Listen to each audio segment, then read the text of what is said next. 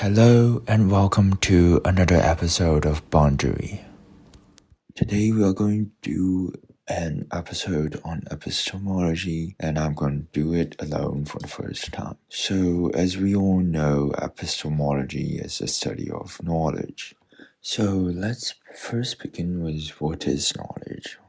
How could we classify knowledge? There are different classifications, which includes classifying knowledge as propositional knowledge and acquaintance knowledge.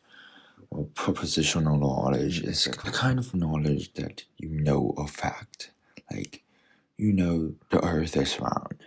You know a day is 24 hours. Well, acquaintance knowledge or personal knowledge, for instance, is like knowing someone, knowing some country because you've been there.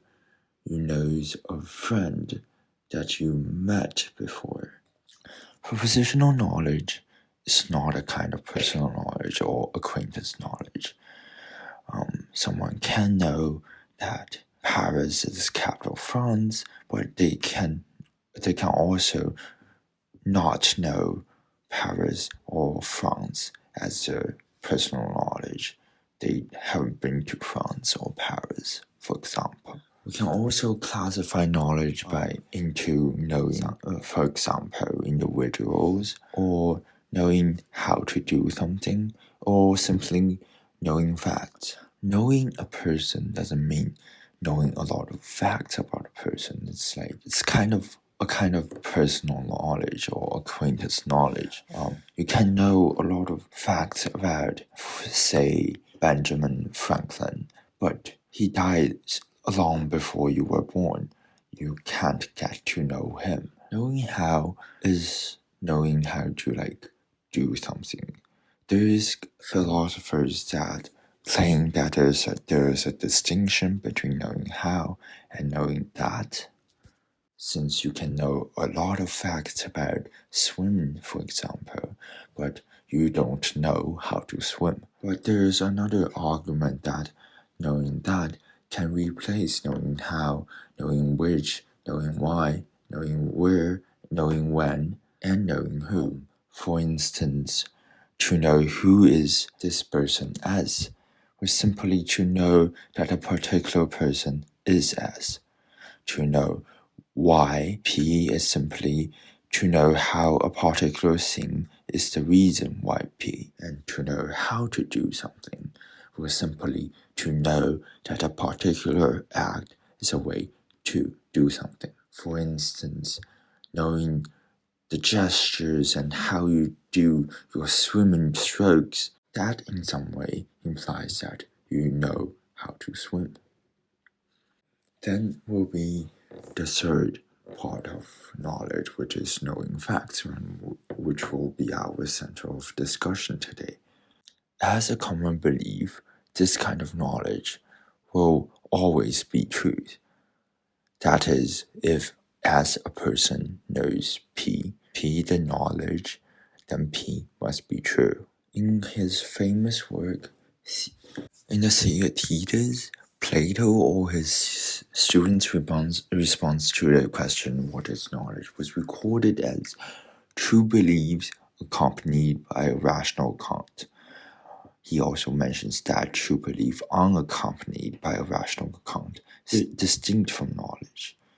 Well, this approach is similar to the major approach we use today to define knowledge, which is defining knowledge as justified true beliefs. The main point Plato made right here is on rational account, which separates belief from knowledge. This is also a really big discussion going on about this justification in the modern version of the rational account. So let us begin with a thought experiment to demonstrate a distinction or a discussion between knowledge and belief. So imagine there is a pilot flying over the Atlantic. He believes he is really flying over the Atlantic through the sensations he gets. For instance, he saw the view of the ocean around him. In another scenario, there is another pilot who is flying in a perfect flight simulator at an airport. He falsely believes that he is really also flying over the Atlantic due to the sensation he gets from the simulator. The first pilot knows that he is flying over the Atlantic, while the second doesn't. But the first and second pilot have similar sensations and similar beliefs. Knowledge, unlike belief, then it is not a pure mental state. Then again, let us imagine a third scenario in a man from a different planet other than Earth, in a similar or rather exact position as the first pilot. Everything is exactly the same, even the name of the ocean is also Atlantic. But that is the name for it at their planet. If the pilot thinks believes he is flying over the Atlantic, then it is a false belief, since neither of the pilot knew of the other ocean. Although the two pilots have different beliefs, the mental interactions they had were fairly the same. Let us imagine a fourth and final scenario, where, like in the second scenario, a pilot was flying on a simulator without himself knowing. This time, however, the simulator reflects his outer surroundings, which was high up over the Atlantic like the first pilot. Like the first and second pilot, he believes he is flying over the Atlantic, and like the first pilot, he was indeed flying over the Atlantic. The three pilots from the first, the second, and the fourth scenario basically have the same belief, with the fourth and the first having true beliefs. Unlike in the first scenario, we can place the second and fourth scenario together as not knowing that they are flying over the Atlantic, since the pilot cannot refer to the sensation from the simulator to tell that he is really flying or not. In this thought experiment, especially in the fourth scenario, we can find something wrong with the justification of knowledge. This will lead to the famous Gettier problem, that is questioning defining knowledge as justified true beliefs. So first, defining knowledge as justified true beliefs requires that if S knows P, then first, S must believe in P. Second, P must be true, and third, S must be justified in believing P. In other words, the first, second, and third prompts are the necessary conditions for S to know P. Gettier proposed a question to the justified true belief theory. He first identified two rules in his writing. One is that one can be justified in believing a false belief. Two, as justified in believing P, P entails Q. S deducts Q from P, then S is also justified in believing Q. Then I will use two examples. One is listed in his own essay, and the other is just a simplification of his other example. So first, let us assume that you were in a room not knowing what time is it. There were no other things in the room that could tell you the time other than a clock. The time shown on the clock right now is 3:15. Then you are justified in believing that the time is 3:15 right now, since the clock tells you that the time is at 3:15. However, what you don't know is that the clock is broken and stays at 3:15.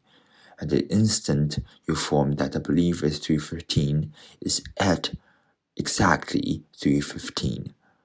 Your belief is true. The time is really at 3:15. You believe in your belief, and you are justified in believing your belief. So according to JTB, you know that the time is 3:15. Apparently that is not the case. No one can tell the time from a broken clock, and your belief is purely a coincidence. Next, we will use an example that Gettier himself used in his paper. So let us suppose that there's this man Smith who has strong evidence for the following position. Jones owns a Ford. Smith's evidence might be that Jones has at all times in the past, within Smith's memory, owned a car and always a Ford, and that Jones just offered Smith a ride while driving a Ford. Let us imagine now that Smith has another friend, Brown, of whose whereabouts he is totally ignorant. Smith selects 3 place names quite at random and construct the following 3 propositions. 1.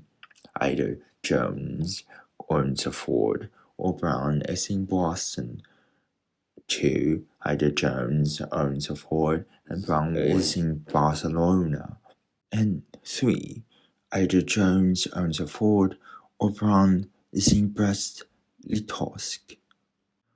Each of these propositions is entailed by the first proposition of Jones owns a Ford. Imagine that Smith realized the entailment of each of the propositions he has constructed by the first proposition and proceeds to accept the 3 propositions on the basis of the first. Smith has correctly inferred the 3 propositions from a proposition for which he has strong evidence. Smith is therefore completely justified in believing each of the 3 propositions. Smith, of course, has no idea where Brown is, but imagine now that 2 further conditions hold.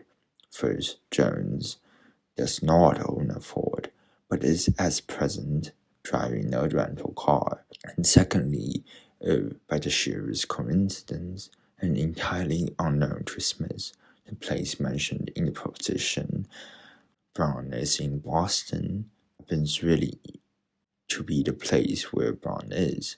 If these 2 conditions hold, then Smith does not know that this proposition is true, even though the proposition is true. Smith does believe that it is true, and Smith is justified in believing that it is true. These 2 examples have proven that JTB is not a sufficient condition for someone to know a given proposition. So now we can move away from JTB and to something most we could agree on. Knowledge equals true belief, and plus this X which we don't have a certain answer. Well, some are also skeptical that this equation doesn't work. For instance, there is this example where crimson, as we all know, is a special type of red. All crimson is red, like all knowledge is true belief, and not all red is crimson, like not all true belief is knowledge. If we put crimson and red into that equation, crimson equals red plus something else, we cannot get a clear answer for that something else.